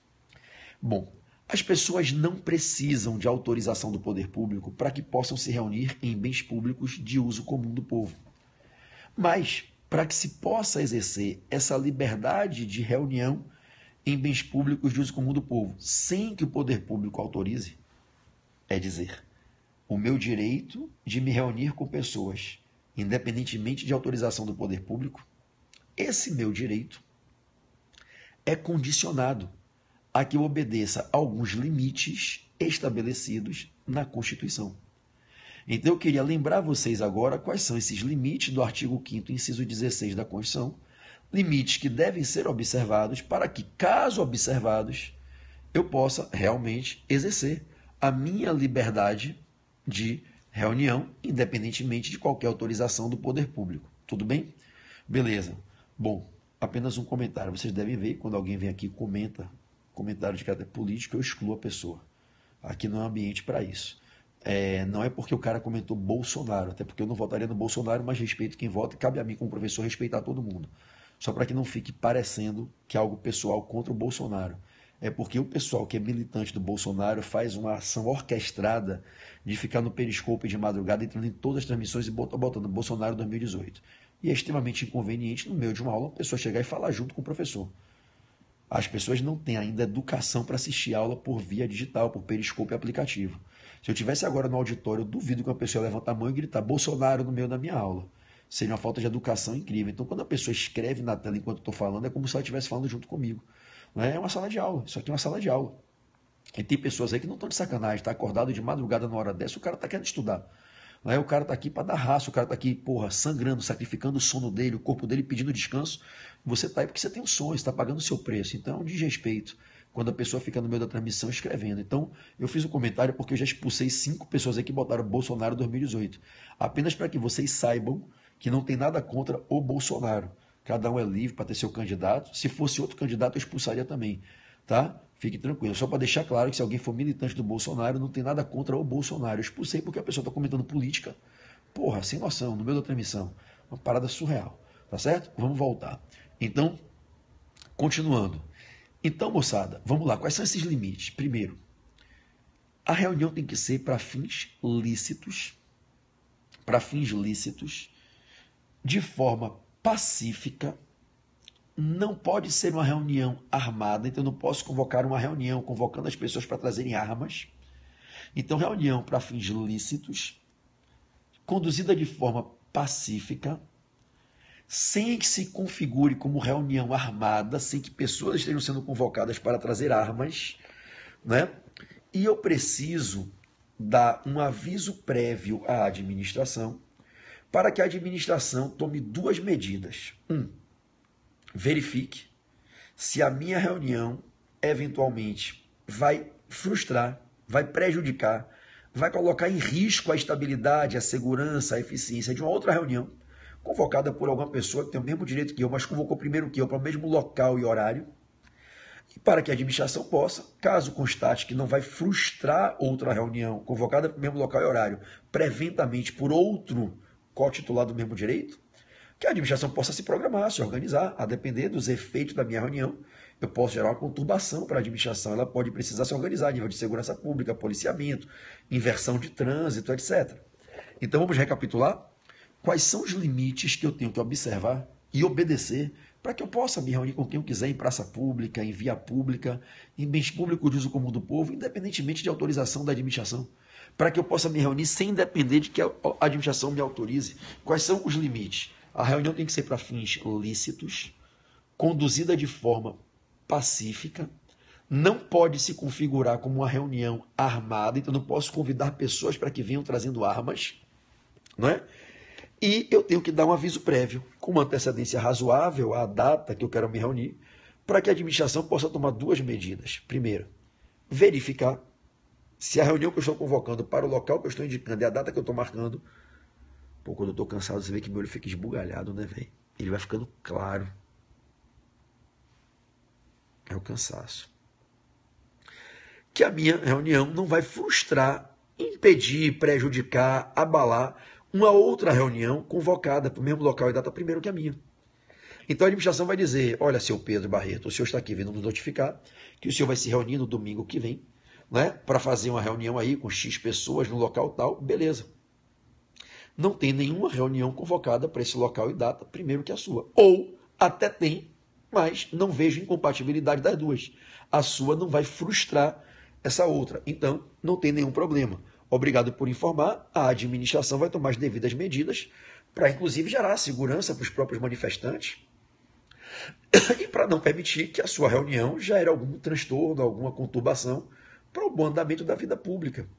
Então, observe que se eu obedecer esses requisitos do artigo 5º, inciso 16, Diana, se eu obedecer esses requisitos, se eu informar previamente a administração, se a minha reunião não vier a frustrar outra reunião convocada primeiro que a minha mesmo local e data, se eu estiver conduzindo minha reunião de forma pacífica, não convocá-la como reunião armada e for para fins lícitos, todo mundo pode se reunir. Eu não preciso que a administração consinta.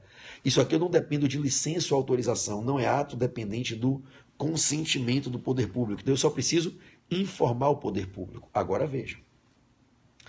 O que é que cai na prova, velho? Que mata muito candidato. É o que dá merda na vida real. São os problemas que a gente tem na vida real. E quais são? As pessoas se confundem interpretando o artigo 5º e 16 e acham que a administração não pode barrar uma reunião. Não pode proibir a reunião. Pode, claro que pode. No exercício do poder de polícia, basta que esses limites não estejam respeitados. Não, PB, eu aprendi a vida inteira que todo mundo pode ir para a rua, se reunir e fazer o que quiser. Não, senhor, ninguém pode se reunir para fazer apologia ao crime.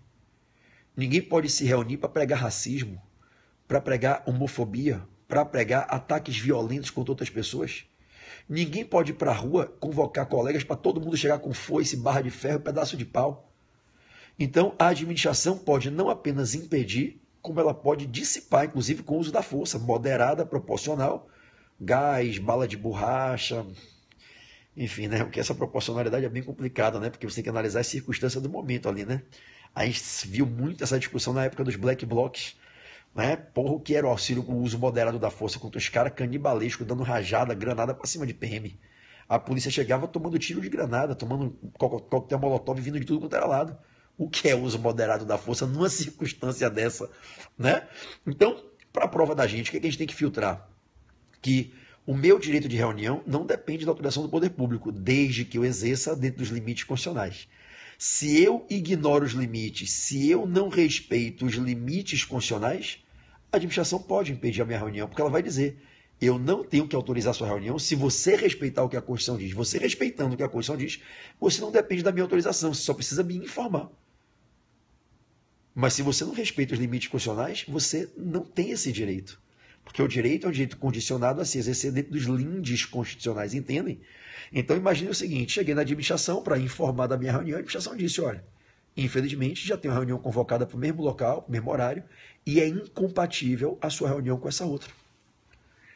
Pode barrar minha reunião, então estamos dizendo que você não poderá fazer a reunião. E se você fizer, a gente poderá dissipar para preservar uma outra reunião que ficará frustrada pela sua, entenderam? Algumas pegadinhas de prova. A primeira, a maior de todas. Gente, pelo amor de Deus, o simples fato de eu convocar uma reunião para um local e data que tem outra reunião convocada não impede que eu faça a minha reunião. O simples fato de eu convocar uma reunião para domingo, 8 horas da manhã, no calçadão de Copacabana, pode ter 10 reuniões convocadas para lá. O simples fato de existirem várias reuniões convocadas no mesmo local e data não é suficiente para que a minha reunião seja barrada. O que justifica que a administração barre a minha reunião é o quê? É a minha reunião frustrar. Frustrar, Lene, outra reunião que foi convocada antes para o mesmo local e data. E aí é que entram várias questões. Não sei se vocês vão lembrar do exemplo que eu dei da reunião que eu convoquei com meus alunos lá em Niterói, na Praça de São Francisco, né? No dia 1º de maio do ano passado, dia do Ayrton Senna, da morte do Ayrton Senna. Eu sempre faço aquele evento, Lex on the Beach, né? A gente se reúne na praia, eu faço um aulão na praia. E eu fui lá no município de Niterói, fui à administração municipal, fui na secretaria, né, de desenvolvimento urbano, e fui lá informar da minha reunião. Eu fui dar um aviso prévio, que eu tenho que dar, eu sou obrigado a dar, a Constituição me obriga, né? Eu não posso fazer a reunião sem fazer o aviso prévio, né? E aí eu cheguei lá e fui, ó, eu vou me reunir com os meus amigos na praia e tal, vou trazer 200 alunos. Aí, velho, o secretário virou para mim e disse o seguinte: porra, Pedrão, não vai dar. Era uma sexta-feira. Nessa sexta-feira, 1º de maio, não vai dar, porque já tem uma reunião convocada do movimento gay. Eu falei: ué, e qual o problema? Não, porque vai ter uma passeata gay, são muitas pessoas, não dá para ter 2 reuniões. Eu falei: por que não dá? Qual o problema com o movimento gay? Eu tenho vários amigos que são gays e certamente estarão nessa passeata. Eu tenho vários alunos gays que estarão na minha aula. Qual o problema? Nós somos alunos de direito. Nós somos operadores do direito, não tem nenhum tipo de preconceito ou ataque homofóbico. Que porra é essa? E aí o cara quis barrar a minha aula, alegando que já tinha uma reunião convocada primeiro que a minha, mesmo local e espaço. E eu precisei convencer ele que a minha reunião, Mila, minha amiga Camilinha de Manaus, não ia incompatibilizar a passeata gay. E de fato, ele voltou atrás e não barrou a minha reunião. E aí eu disse para ele: olha, e aí preste atenção no que eu vou falar agora, que pode cair na prova. Eu falei: você tem o direito, no poder de polícia, de barrar a minha reunião, por entender que eu estou violando os limites constitucionais. E se você entende que a minha reunião vai frustrar outra, você entende que realmente eu estou violando os limites constitucionais. Se outra reunião foi marcada no mesmo local e data primeiro que a minha, e você entende que a minha frustra, tudo bem. Você pode barrar a minha reunião. Agora, eu tenho o direito de discordar de você. Eu tenho o direito de ir no judiciário mostrar a um juiz que você está fazendo um juízo de valor equivocado. E aí vem a pergunta de prova. Se a administração barra a reunião, alegando que essa reunião vai frustrar outra reunião marcada para o mesmo local e horário preventivamente, e o organizador da reunião, que está tendo seu direito barrado, entende que não vai haver a frustração? Ponto de interrogação, é um conflito de interesses. Qual é o remédio constitucional adequado para que eu possa, me dirigindo ao judiciário, pleitear uma ordem judicial, em carta liminar principalmente, se for muito em cima já da data do evento, para determinar a autorização da minha reunião e invalidar a ordem proibitiva da administração? Mandado de segurança. Mandado de segurança, perfeito, Clark. mandado de segurança com pedido liminar. Você só não vai me dizer, pelo amor de Deus, que é habeas corpus, viu? Pelo amor de Jesus Cristo. Tem nada a ver com habeas corpus. Ninguém está me encarcerando, me proibindo de me locomover. Mandado de segurança. Tá? Então, mandado de segurança com pedido liminar, para que eu possa pleitear em juízo uma tutela jurisdicional que invalide a ordem da administração proibitiva da minha reunião. E aí vejam como isso é subjetivo e abstrato. O administrador entendeu que minha reunião frustraria outra que foi marcada primeiro que a minha, mesmo local e data. Eu entendo que não frustra. Entenderam? Se houver essa divergência, eu posso ir ao judiciário, através de mandado de segurança, para conseguir eliminar, para viabilizar o exercício da minha reunião. Estamos juntos? Bom, beleza. Cuidado com o episódio da marcha da maconha. Pode cair na prova. O STF entendeu que não é para fins ilícitos.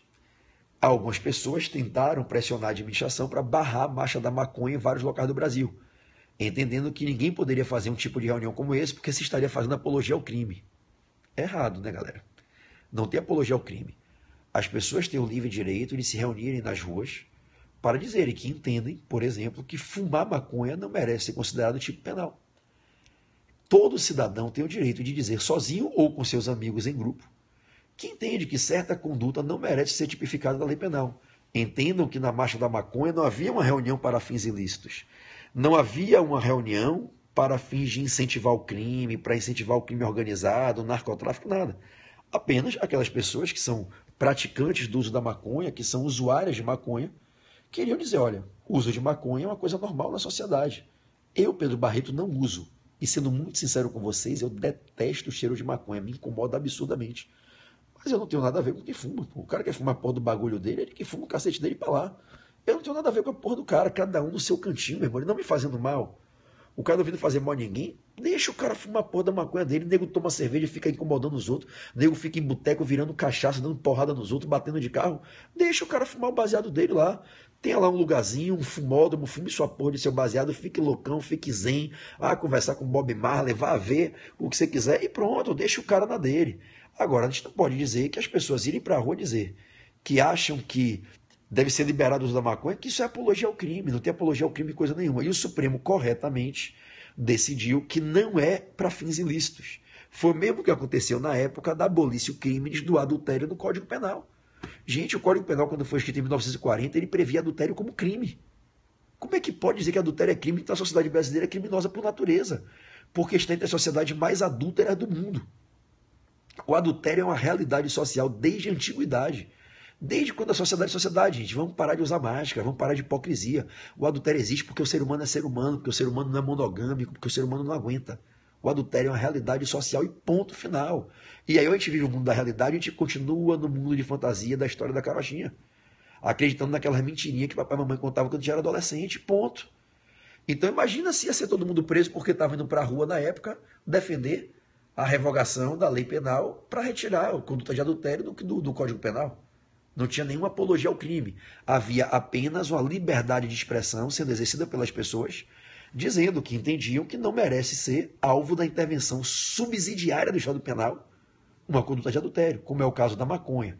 Então esse caso pode cair na sua prova, tá? O Supremo entendeu que as pessoas se reunirem para defender o uso da maconha, a descriminalização, a legalização da maconha, não é apologia ao crime. Então é para fins lícitos, ok? Show de bola. Bom, eu vou encerrar com o tema 50. E vai ser com direito tributário. Tinha que trazer uma de tributário, né, moçada? Não tinha trazido nenhuma ainda de tributário hoje, né? Então vamos trazer uma questão muito bacana aqui de direito tributário para vocês. Vamos nessa? Para a gente fechar aqui essa live com chave de ouro, tá? Uma imunidade tributária importantíssima que pode cair na prova, tá certo? Então, vamos lá. Imunidades tributárias específicas do ICMS. Imunidades tributárias específicas do ICMS. Vamos lá? É o tema 50, pode cair na prova. Imunidades tributárias específicas do ICMS.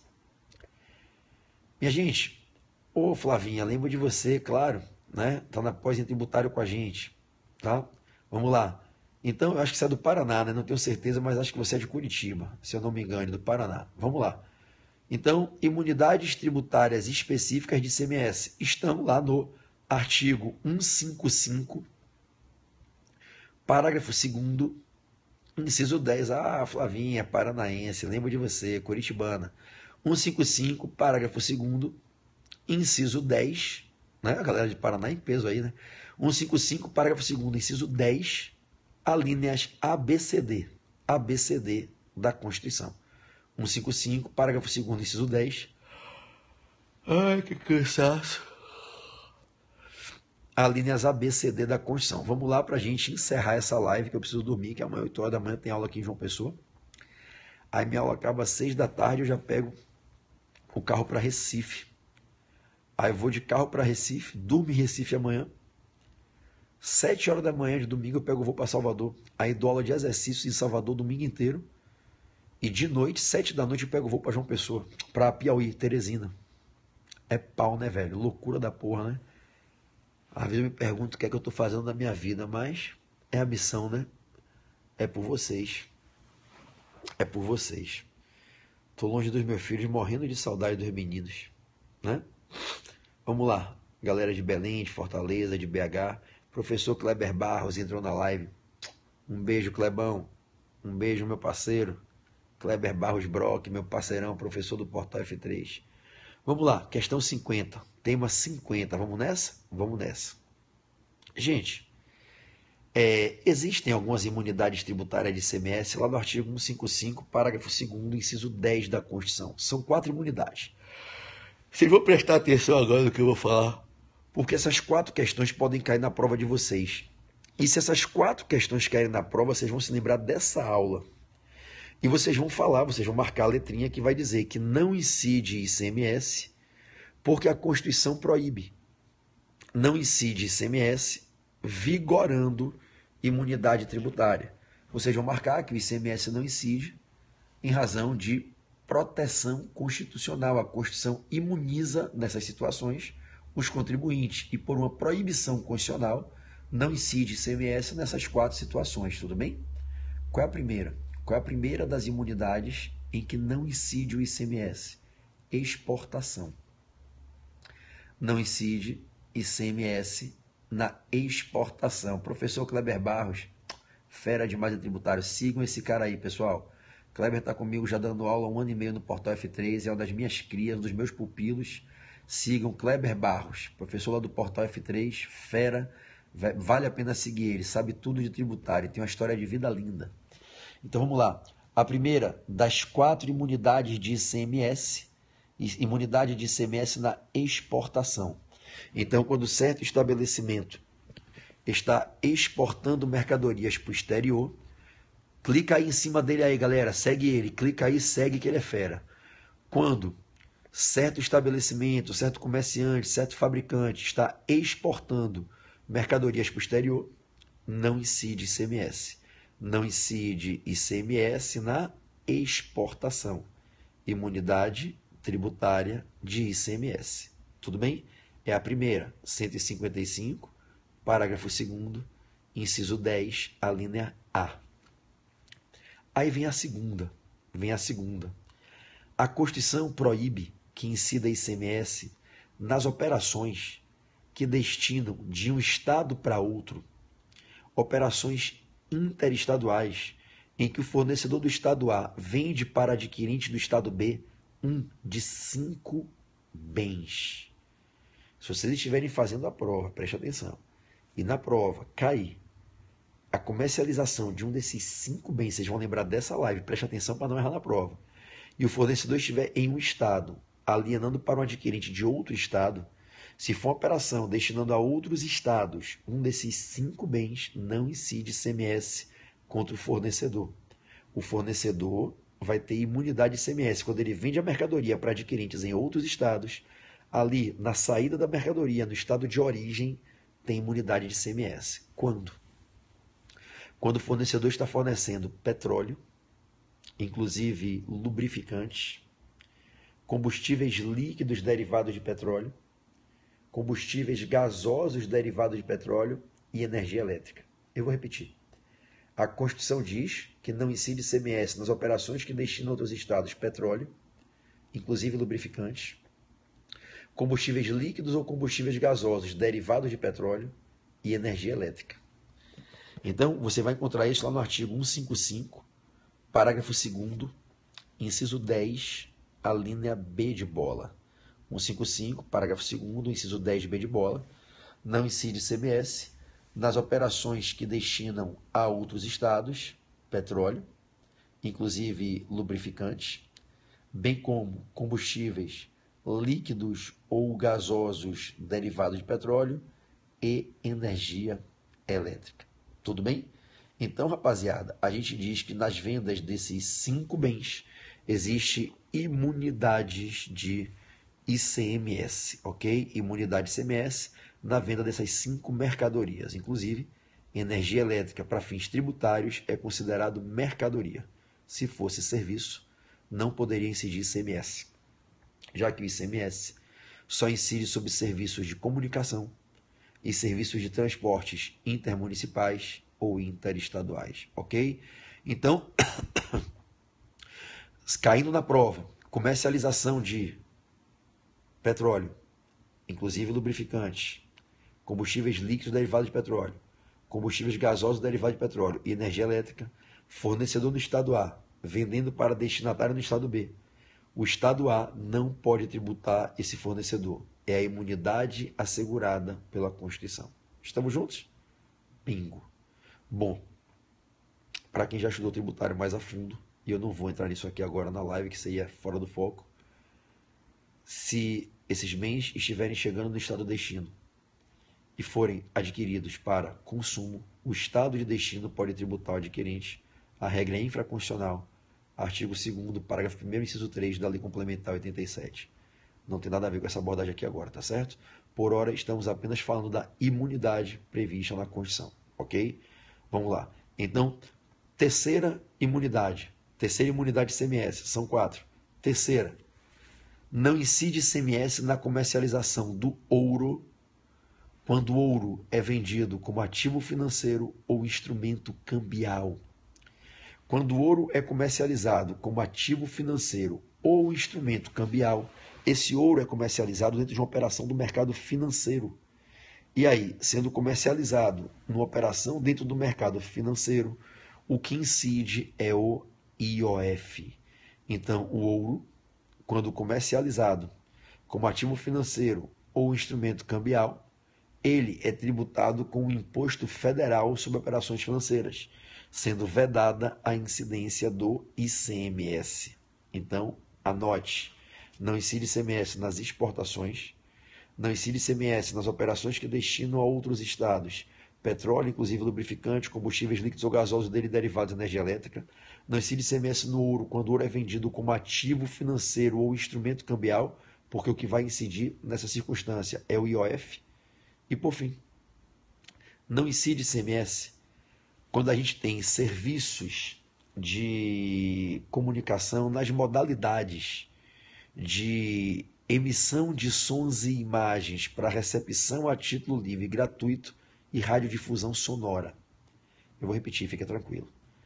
Não incide ICMS nos serviços de comunicação nas modalidades de radiodifusão sonora, rádio aberta, e emissão de sons e imagens para recepção a título livre e gratuito, que é TV aberta, TV gratuita, Globo, Band, SBT, Record. Então, quando as emissoras de TV, as emissoras de rádio prestam serviços de emissão de sons e imagens, TV, sons e imagens, para você receber livremente e gratuitamente sua televisão, e as rádios estão funcionando, emitindo ondas de rádio, radiodifusão sonora gratuitamente, você não paga para ligar uma rádio e ouvir. Você não paga para pegar a TV aberta e ouvir, ver e ouvir. Você chega em casa, você liga a televisão, ela funciona 24 horas por dia. Na Globo, na SBT, na Record, na Band, correto? Na TV local. A emissora é uma empresa, uma companhia empresária, sociedade empresária. Ela emite os sons e as imagens para você, para mim, para a gente receber a título livre e gratuito. Só que para ela, obviamente, ela ganha dinheiro com isso, porque ela recebe não do usuário final. Eu, você, quando a gente liga a TV, a gente não paga para usar a TV, a gente não paga para usar a TV aberta. Mas quem é que paga para a gente usar? Terceiros pagam para a gente usar, são os anunciantes e patrocinadores.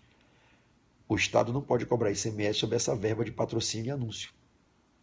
a Constituição foi emendada para, através de uma emenda, receber essa norma que imuniza a Globo, uma vergonha, né? A Band, a Record, o SBT, as rádios, Rádio Globo, Jovem Pan. Então, a Constituição foi emendada e, em razão da emenda à Constituição, a emenda promovida pela...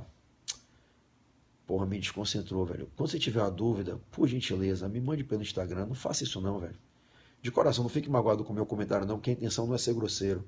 Mas é deselegante você ficar fazendo uma pergunta que eu estou falando. Estou falando de um tema, você faz uma pergunta. Me atrapalha. Imagine você apresentando sua monografia e uma pessoa ficar botando um texto na sua frente para você ler. Você fazendo sua apresentação e a pessoa fazendo pergunta. Pô, eu faço isso todo dia no Periscope. Eu peço para não ficar fazendo pergunta, velho. Tem 200 pessoas assistindo e vem um e começa a perguntar. Se eu sou um dos outros 199, vai ficar puto da vida, velho.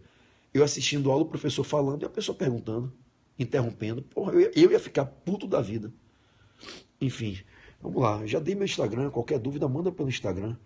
Certo? Me corta. Eu tô aqui falando, tô lendo. Você não sei, eu não tenho essa genialidade de, enquanto eu falo uma coisa, ficar lendo outra. Eu tô falando, concentrado. A pessoa escreve um texto. Foda. Vamos lá. Então, voltando. Qualquer pergunta, não me recuso a responder. Respondo todas. Manda pro meu Instagram. Então, vamos lá. Voltando. Onde é que eu tava mesmo? Assim, vamos lá. A imunidade, tá, dos serviços de comunicação da TV aberta e da rádio aberta. Tranquilo, velho. Sem problema, William. Tranquilo. Eu entendi que não foi por maldade, né? Só lhe peço que não faça mais isso, tá certo? Para não atrapalhar a aula, tá bom? Imagine se cada colega fizesse a mesma coisa que você. Fudeu a transmissão, não tem aula. Cada um fazendo pergunta particular e uma live no Periscope não é para ter pergunta particular, correto? O professor vem, faz a exposição, compartilha, depois a gente manda, tá certo? Recebo de coração, sem nenhuma mágoa, tá certo? Fica tranquilo, eu entendo como a sua vontade de aprender. Só peço a você e a todos que a gente mantenha essa doutrina para a live poder fluir. São 1h pouco da manhã, tá todo mundo cansado. Beleza? Vamos lá. Então, rapaziada, voltemos. Se cair na prova essa questão, uma emissora como a Rede Globo, como a Band, Record, SBT, elas recebem verbas de terceiros e não do usuário final do serviço delas. Então a Globo, Band, Record, SBT venceram a licitação e adquiriram o direito de atuarem como concessionárias no serviço de emissão de sons e imagens para se reproduzirem nas televisões das pessoas. Então você tem a televisão, você pega um sinal, a televisão liga, você bota o sinal. Antigamente era aquela antena, né, com bombril na ponta, te botava perto da janela por causa do vento, né? E aí o sinal reproduz. E aí o som e a imagem aparece para você. Você, como usuário final, não paga para receber esses sons e imagens que são emitidos para sua livre e gratuita recepção. Mas a Globo recebe por isso. É que quem paga para ela não somos nós, usuários finais, são os patrocinadores, os anunciantes, correto? Os estados estavam tentando tributar o ICMS em cima desse faturamento de patrocínio e anúncio das TVs abertas e das rádios. Rapidamente se fez uma emenda constitucional. A emenda 42 de 2003 foi a emenda lá do Lula, quando o Lula assumiu o governo. Foi o primeiro ano do governo Lula, a reforma tributária. A emenda 42 foi aprovada no dia 19 de dezembro de 2003. E aí se criou essa alínea D, lá do 155, parágrafo 2º, inciso 10. Não tinha essa imunidade. O 155, né? Impostos estaduais, 155, parágrafo 2º, ICMS. 155, parágrafo 2º, inciso 10, imunidades. Só tinham as alíneas A, B e C. Aí a emenda 42, malandramente, botou a linha D e disse que não incide ICMS nos serviços de comunicação nas modalidades de radiodifusão sonora e de sons e imagens para recepção a título livre e gratuito. Tudo bem? Então, é isso aí. Tem a imunidade. Agora, cuidado com a pegadinha em prova, Dai. Dai, preste atenção. Se cair na prova TV a cabo, TV por assinatura, aí, meu rei, não tem pra onde correr. Aí cabe ICMS, tá? Tanto que se você paga uma TV a cabo, você não faz o gato net, se você paga e tem a sua assinatura, se você não faz rateio, não faz nada dessas porra aí ilícitas, né? Se você faz um pagamento de assinatura de TV a cabo, pode pegar a sua fatura que você vai ver o valor do ICMS embutido no preço. Vem destacado, o princípio da transparência tem que vir destacado o custo do ICMS. Então, a imunidade não abrange TV fechada, a imunidade não pega TV a cabo. A imunidade é só para TV aberta, ok? Então, não incide ICMS nos serviços de emissão de sons e imagens para recepção a título livre e gratuito. Você recebe o sinal, livre e gratuitamente. TV por assinatura, a emissora paga ICMS em cima do que ela recebe. Tamo junto? Então vamos recapitular para a gente encerrar essa live. Quais são as 4 imunidades de ICMS que a gente destacou aqui? As imunidades do artigo 155, parágrafo 2º, inciso 10, alíneas A, B, C, D. Não incide ICMS na exportação, não incide ICMS nas operações que destinam a outros estados petróleo, inclusive lubrificantes, combustíveis líquidos ou gasosos dele derivados e energia elétrica. Não incide ICMS nas vendas de ouro, quando ouro é definido como ativo financeiro ou instrumento cambial, porque aí o que incide é IOF. E não incide ICMS sobre os serviços de comunicação na modalidade de radiodifusão sonora e emissão de sons e imagens para recepção a título livre e gratuito. Existem outras imunidades ICMS que eu vou bater num outro momento, numa outra live com vocês. Estão num ponto mais para frente aqui dos nossos 200 temas, que é a imunidade dos livros, jornais, periódicos, papel destinado à impressão, CD, DVD musical, litero musical, tá?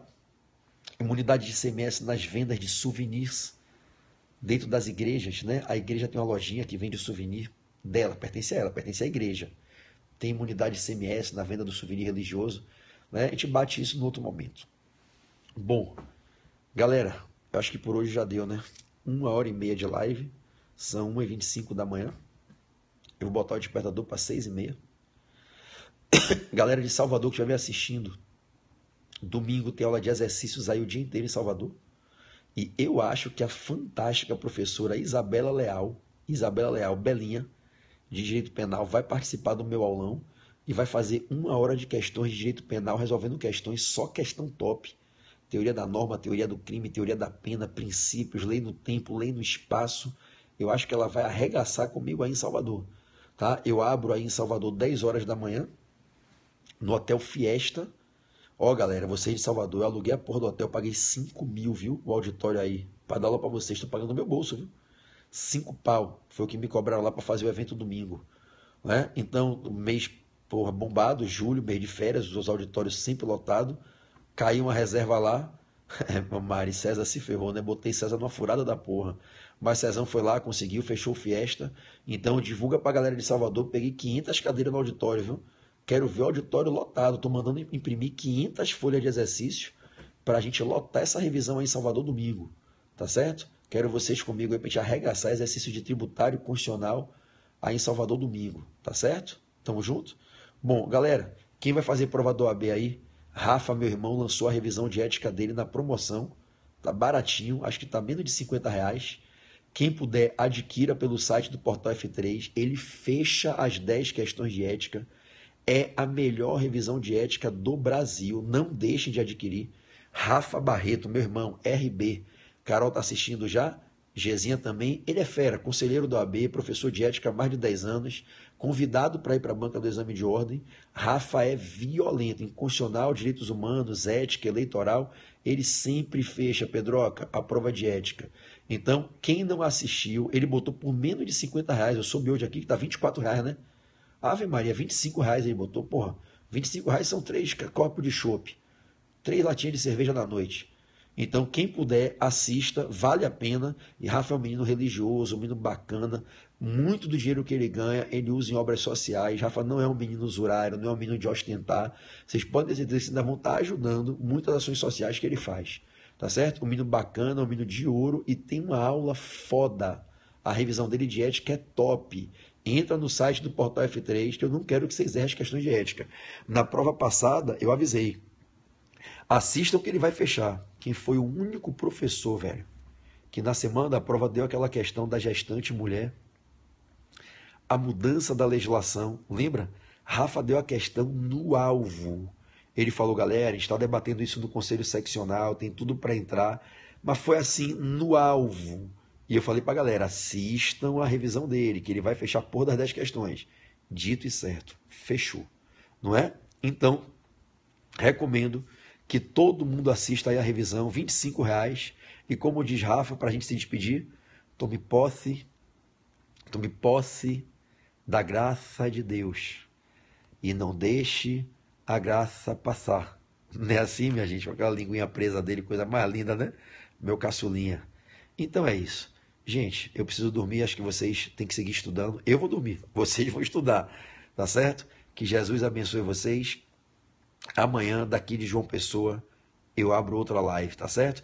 Quem ainda não segue meu Instagram, siga lá, Pedro Barreto Portal F3.